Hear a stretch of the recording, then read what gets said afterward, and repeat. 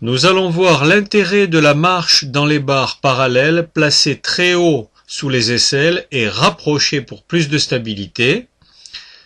Pour une jeune fille qui présentait une hérédodégénérescence spino-cérébelleuse à un stade avancé de cette affection. Lorsqu'elle est arrivée au centre de rééducation, elle ne marchait plus du tout, elle passait ses journées dans le fauteuil. Elle présentait une énorme scoliose, 103 degrés en position assise, se réduisant pratiquement de moitié en suspension. Un siège moulé lui a été confectionné, il permettait de rendre la position assise plus stable et plus confortable, et en même temps de lutter contre l'aggravation de cette énorme scoliose. Il est fréquent que les scolioses flambent après l'arrêt de la marche dans les affections neurodégénératives.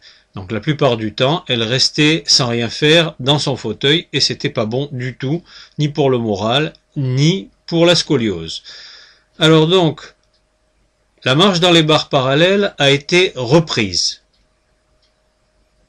Elle ne pouvait le faire que avec des barres placées très haut sous les aisselles, donc auxquelles elle pouvait se raccrocher, moyennant quoi elle a réussi à faire d'abord quelques pas, et puis elle en faisait de plus en plus, comme on le voit.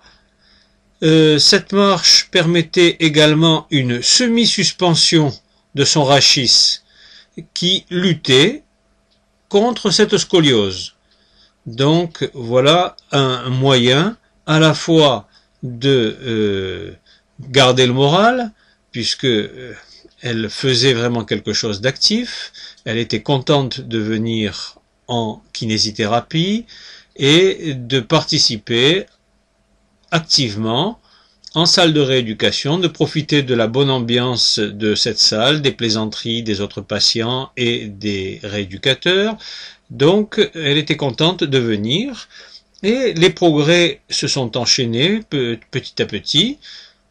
Grâce à sa volonté, elle a réussi à effectuer l'exercice seule, sans aide et sans danger.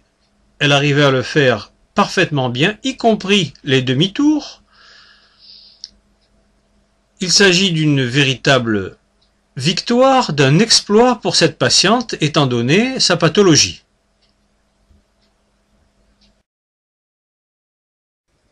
Cette vidéo n'a pas pour but de montrer tous les aspects de la rééducation de cette patiente.